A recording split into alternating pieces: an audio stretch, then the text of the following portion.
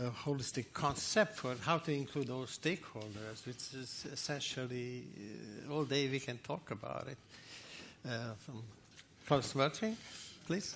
Well, actually, it connects very nicely to what Beat just said, that where does nanomedicine go and what are the future issues we are talking about. And so I think it fits quite well to, it kind of continues what Beat was just saying. And what I try to do in the next 10 minutes is to explain why we need a holistic concept, what does it mean, and why do we focus a lot on MedTech, so a lot on your industry and not so much on pharma. The reason, one of the reasons is, of course, that we see this healthcare transition we all talk about. So from acute medicine to more preventive medicine, personalized medicine, precision medicine, all this kind of buzzwords which are around. Basically, it's the fact that we know more and more about medicines, and so we can be more and more precise. But that at the same time means, if you talk about personalization, you need diagnostics, and in vitro diagnostics become more and more important, because without this you cannot do it. So that's why we think that the diagnostic part becomes more important in the future. If you look at the cost of healthcare at the moment, most of the money goes into hospitals, infrastructures, and this kind of thing, and medical technology is just a small portion of all these costs. But in the future, MedTech has a very central role because it will translate or transform all these areas you can see there quite a bit. So how do we cope with this, and what are the issues? Nano, of course, is always only part of the story, and will be more and more part of the story because we will get more and more mixtures of technologies. Because if you look at this kind of eye replacement, it's electronics, it's photonics, it's materials, it's nanotechnology. So we need more and more a cross-technology approach to make these smart technologies working. But at the same time, it also means that big companies have to kind of get new business models and have to work together. And it's not only just the big pharmas or the big diagnostic like Medtronic, but also it's Google and Apple coming into the field more and more. And they spend a lot of money. They have a lot of money, so they are big players which really come into the field. And that would change the business models. So if you look at these different ideas, Sanofi is going with Google or IBM and Pfizer, and you see these collections because the pharma and the MedTech companies have all these technologies. They have also the knowledge about disease, and Google has a lot of knowledge about people. So combining these kind of things, you get more and more into the direction of personalized medicine, just having big data combined to technology. So the issue right now, I think, is that we see more and more a pool of technologies which needs to come together to make these smart and medical solutions. And digitization is kind of on top of that because comes more and more into the play. And then on top of this, you need these different, even from a medical technology point of view, these different industries, from imaging, IVD, e-health, or medical devices, which kind of tap into this pool of technologies. Somebody told me once, okay, MedTech is just screwing together the technologies they buy from innovative people. So but they also have to work together. And then the biggest issue, of course, is how to get this through regulations. And it's not just the classical regulations, which become more and more complicated if you look at medical devices and IVD, but also now with the digitization, we have new regulations like data security, data management, and all these kind of things coming into play. So even here on the regulatory level, we get a higher complexity. So we need a communication and a collaboration of these guys with these guys and these guys to really get up into this case, into this area. So that was the reason why about 2 years ago the European Commission asked the ETPN, okay, can you kind of work with us on a concept, how we get this collaboration going, what are the issues, what are the layers, how to put this together, and it was CLINAM about 2 years ago where they, Strohmeyer publicly announced this initiative, which targets really to improve the competitiveness of European manufacturing in medical technologies. And since then, we have worked as a core group, and you see it's more some people from ETPN, but also from MedTech Europe. And on this other side, we have different EC units getting more and more involved across DG Research, Connect, and Health, and so on. But what was very important, since from the beginning we had big industry also being involved, and not just diagnostic companies and medtech companies, but also pharma companies, to get their view on how this thing has to be structured. We also seek very early the support and also the input from all kinds of different organizations. And it's not just FPL, so the pharma and the imaging organizations, but it's also EMA was involved, OECD was involved, other technology platforms. So the idea was to get all this input to see what has to be done to get the complexity with regard to technology, business, and industry models into some concept which actually tries to improve the quality of healthcare, first of all, with smart medical technologies, but also to increase the competitiveness in in Europe, because it's a global market. So you have to see how can we save the jobs in Germany and reinforce the strengths in Europe, since it's a European initiative. Now, the concept was, of course, since you have so many stakeholders from industry through patients, regulators, up to the reimbursement agency, the topic of Mr. Frischmann was very important. I think you have to take this in mind. So it was supposed to be, first of all, an open and flexible integrated platform. And I showed you the stakeholders who got involved. But then also try to improve the coordination along the value chain. I mean, if you think about companion diagnostics and pharma development, there are new value chains coming up, and then even digitization puts on top of some ICT companies which also need to get involved. We first, since we are in the middle of Horizon 2020, the first idea was, okay, let's see what the existing programs can support, how they can support the initiative, and then, of course, strengthen the way to the communication goes on. The actions we planned was, first of all, of course, since research is a basis, to improve this, especially by looking at different strategic research agendas of these different players and see what are the overlapping parts which you have to combine to get to the smart MedTech products. But then also to accelerate translation, access to public finance. How can you avoid that successful products, as you just heard, die at some place due to lack of finance? So what kind of instruments can we have, including maybe ideas, not only VC companies, but European investment banks, these kind of things, but are usually not known or not included.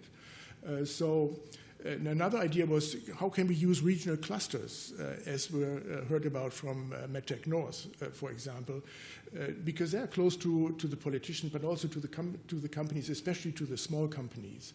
And then, of course, international interaction, because, as I said, it's a global market. How can we position Europe and our industry and our research in a global play? So the concept really tries to look at the factors and look at the players all along the value chain, from research really to the market. And I think this is the holistic concept you need to understand all the different pitfalls. And we have heard, especially with the example of the reimbursement, where these pitfalls are even sometimes at the end, and you have to be aware of that. And this was the idea. Okay, what are the results? Of course, try to get industry cross-technology projects going. Second, then get the reimbursement system and the regulation system adapted not only to the complexity but also to the speed of development, which I think is a big problem because regulators usually react very slowly. And then, as I said, get a medical technology in Europe going because Europe is, I think, the second biggest market in the world. So it's a big industry. So we have to see how this works. Sustainable healthcare is, of course, an issue which everybody is concerned about, and find these market opportunities. So just to show you that it's not just a concept, but first results, we have like 20 regions from all over Europe around the table. They have exchanged information. They're creating ideas. For example, are there certain medical centers specialized, for example, in nanomed, so we can send our SMEs to specialized centers, these kind of things. They have got together and wrote some EU grants to get money to get this collaboration going more intense. We have 2-3 meetings now of different RTOs from all over Europe, from Sintef, Tyndall to CA, who really try to understand how they get these complexities going, how these industries converge, and to support this. So the one question we were confronted, and that was the last idea, is why don't we just use IMI? Because IMI is there, pharma has put a lot of money on the table. But our argument is, well, first of all, there are different industries. They have different employment development cycles, especially this is an issue. And there are different business models. And pharma is largely in-house R&D. MedTech is buying innovations. And I think the biggest hurdle is different IP models. So it's not going to work. And IMI sits on a lot of money where they cannot spend because MedTech is not going to work under the umbrella of IMI. So our concept is, well, we have these big two blocks. One is pharma and one is MedTech IVD. And I think the future is that smart healthcare solution has to be developed by both. So they have to develop inside their own business, but more and more this intermediate place, this overlapping place, gets more bigger and bigger. And I think they have to learn how to work on this area. And this is what ESTHER tries to do, to kind of help these two big blobs to come together and for the benefit of the patient, because at the end, we want to go up here. Thank you. Right. Vito, questions? Klaus, if you look at the circle that you just chose, it's a fact that IMI and their companies keep it for themselves. I mean, if you look at Roche or if you look at Novartis, it's evident that what they enable, what they do, they want to protect it for themselves. Sure. That's the reason why they don't attend a conference like CLINAM or maybe 10 of each company. But the fact is, this is very difficult because what you do is actually is making afraid those that they might lose 1 cent out of their own pot. Sure. And what they like is deliverers, people that work for them, that take the risk, and once the risk is overcome, to buy it, simply. Sure. So I see the goal. I think it is fantastic, but that is the way of where I always are very méfiant when it comes to translation in those terms. What do you say to that? Well, we always had the problem with IMI because it was kind of put above us and said, well, this is IMI, and so we don't need ESTHER. But what we saw is, first of all, Sanofi and I think it was Roche were always on the table because they see that there is a transition in the pharma industry. The blockbusters is gone, so they have to stratify persons, they have to monitor their therapy, so it becomes more and more complex. So slowly, pharma is opening up to MedTech and is trying to find out ways how they can collaborate. The problem at the moment, I think, is besides IP and different cultures, it's also this problem, what I said, with timelines.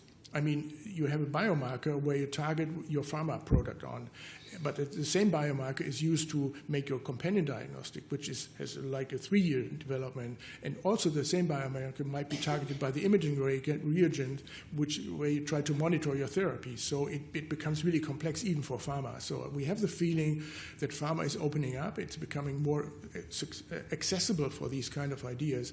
So then we really can work on this overlapping area because especially also if you think of, like these easy example, these insulin pumps. You have already pumps, they already react. But then if you go to regenerative medicine and say, okay, maybe in the future we can really cure diabetes because we can regenerate the liver or the cells, it's a big threat for pharma. So they have to be in the business to see how they can cope with this and where is their business in the future if insulin is not needed anymore. I mean, this is far away, but anyway. So, they realize that things are changing and they become more and more accessible. They want to be in the game. And I think the art of moderating this is that you say, okay, we acknowledge there is a MedTech industry, we acknowledge there is a pharma industry, but we need this overlapping area. Pay attention more and more to this because this is the future, because the complexity and the patients want solutions and not so much products anymore. Yeah, let me just make a very brief comment. So I believe that's incredibly important, and from the point of view of CLINAM or any other organization we heard today, that we are not waiting for somebody else to solve. So we cannot just list the problems. We have to come up with at least suggestions, because then we are the ones who are framing the conversation, as opposed to somebody else coming in based on their own present particular interests. And even if those suggestions are not working completely, so be it. It's a process. Well, we heard from industry that something like ESTHER or German platforms or any platform is important for them to have a neutral ground where they can discuss things which is what are the futures, not the real business things. They are secret. But anyway, where is the future going? How can we cope with this? What kind of business models are out there? What is the threat by Google and Apple, basically? So do they take over things? I mean, Google sits on I don't know how many millions of euros, so they can just buy Rush maybe or buy whatever. So what are the things? And it's better to have as you said, have a platform to discuss the scenarios, to see where does the business go, where does the technologies go, in a way that you are really anticipating the future and can develop models how to cope with it. And I think this is what we try to do with this initiative, to provide a platform for the stakeholders, as many as possible, to get an idea how this transition to personalized medicine, precision medicine is really going to work for everybody, more or less everybody. Please feel free to ask a question or make a comment regarding any presentation. We have a few minutes left finally, and if you have speak up, this is the time to speak up. Yes, of course. Please go ahead. And I have another comment too. One of the big problems is, we saw it in the last days also, that everyone says, why shouldn't we go to Boston? Because there we have the approving possibilities, there we have the ideal surroundings. So big companies go and open up, and they come from Europe and they open up their new divisions. And the problem is that you take your culture with you. So if you come with a German culture and you go to Boston, you will never be able to profit of that what Boston has. And you will also in nanomedicine, if you are talking about multiculturalism, you should also talk about interdisciplinarity, and you should at the same time also talk about pre-competitive level. So in America, if you do a job and you cannot go further, you will align with someone who on the pre-competitive level will help you. This is absolutely out in Europe, as well as it is out if ever you close a shop and open tomorrow a new one. They say he's just a failure. And it's a question of mentality. Therefore, I give for workplaces in Europe on the long term for nanomedicine, I don't think the chances are 100% intact.